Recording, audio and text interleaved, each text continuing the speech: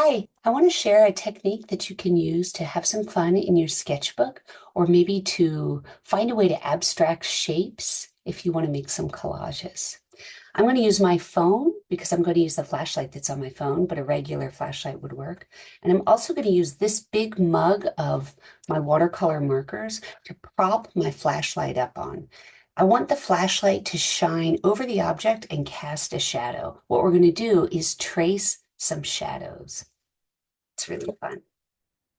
So this is how I'm going to kind of nestle my phone in here. I just want you to get an idea of what I'm doing. And then when I turn my flashlight on, kind of cast over my object down onto my sketchbook page. I'll show you what I mean.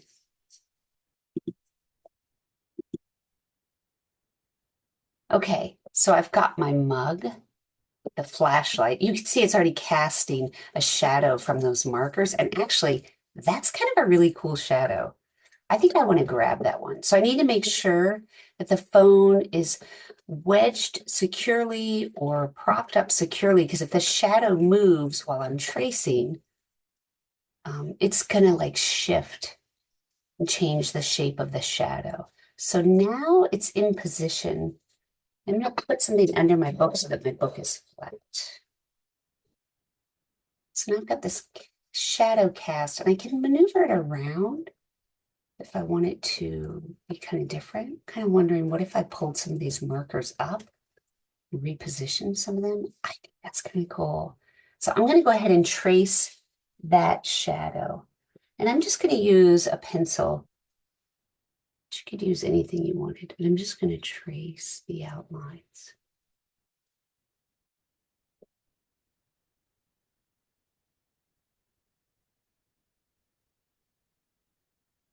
I think this is a neat activity because you can see things in a different way. This feels to me like a sun, but it's a totally different way than I would sketch a sun or paint a sun.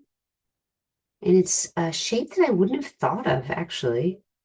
And I love that the shadow has presented a new shape to me. I think that's super cool. And actually now it's got me thinking I want to see these almost as rays. And so maybe they're coming out of a center. And I think so many times when we're making art, we're creative people. And oftentimes for me, what I love is the process of making and how it actually feels to move my hands around.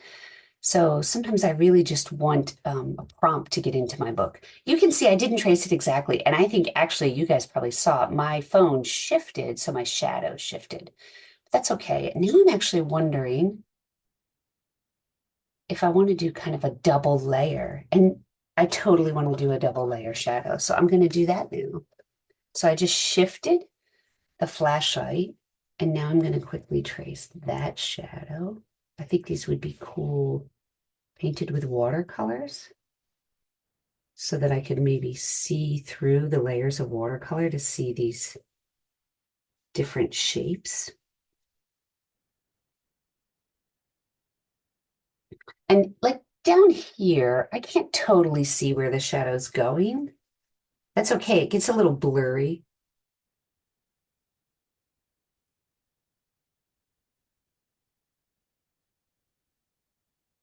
Also, I love that with shadow tracing, we a little bit lose some control over the process. So if you don't know what you want to make, the shadow steps in. It just kind of gives you something to work with. Okay, so now I want to actually, what I had planned to do was trace some bird shapes of this little bird I just cut out of scrap paper. And when I hold it with my hand, I get my hand shadow in here, which I don't want. So I'm going to try holding it. I'm going to tape into the background, the back of the bird.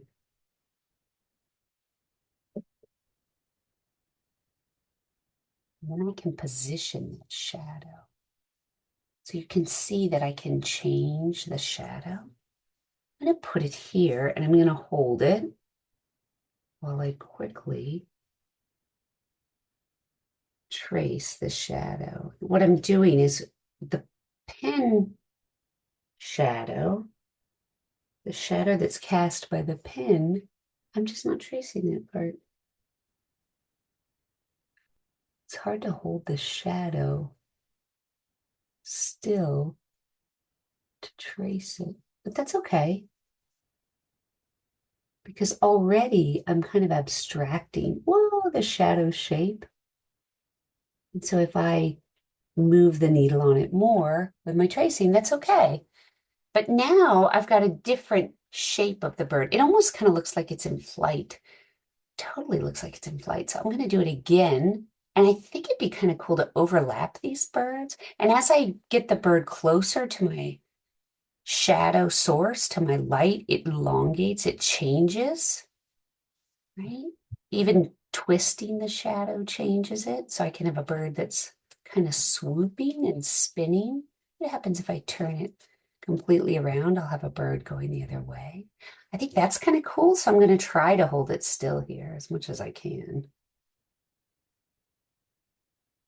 I think maybe the trickiest part to this is getting the flashlight propped up and then holding the shape and also maybe finding something that you want to pull a shape from. It's kind of fun to experiment with just random like household objects. I bet forks, flowers, those types of things would cast really neat shadows.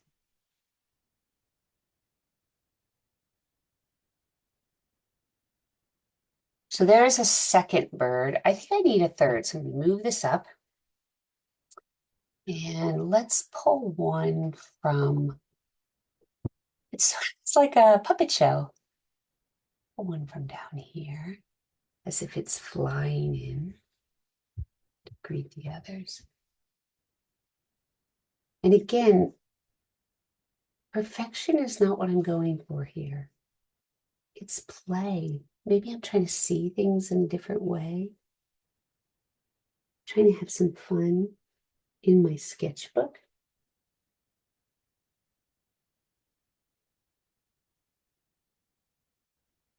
So now I can visit this page and I can go in and add color, and I have something to start with, right? I have something to create from. Although I can see already, I have things here like this bird is kissing right up to the edge of this other bird's wings, which I don't like.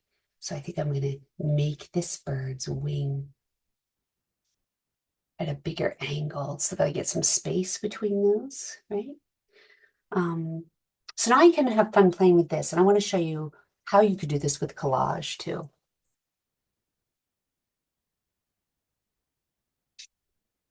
So I love to cut out bird shapes. I really like to sketch birds, and I like to sketch and make them in a variety of ways. So I like to cut out bird shapes. So I'm going to use my bird shape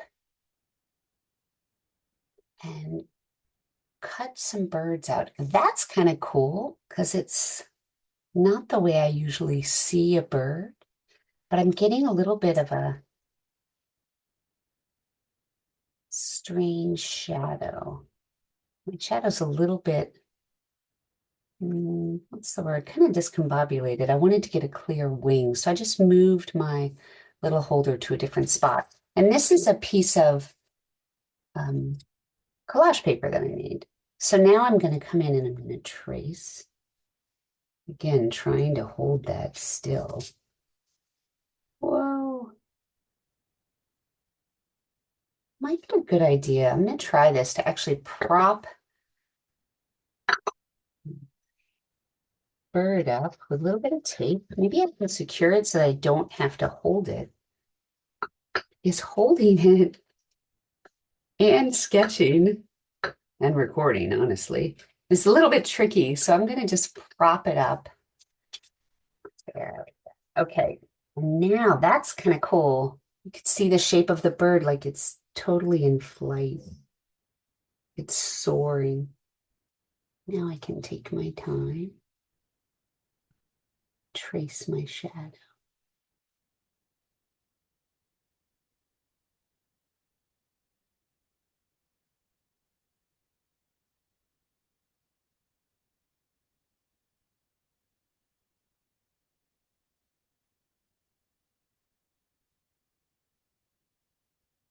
gone a little bit out of the edges here.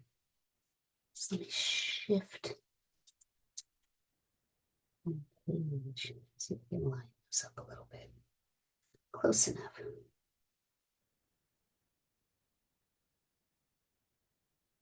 I'm going to guess at how the tail will look. And then you come in and cut that out. When I'm cutting out a more complicated shape like this, I will generally cut out big sections of the paper so that I'm not wrangling with the whole paper and have to manage the whole paper while I'm cutting.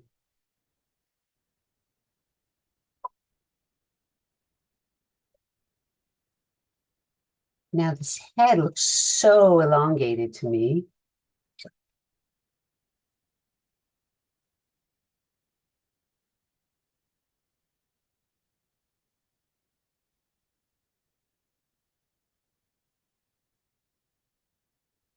Don't you just love the feeling of cutting papers? It's really very relaxing. I think it's one of the nicest parts of making collages. See, I don't have to cut the whole thing out with one long continuous cut. Obviously, I can move around.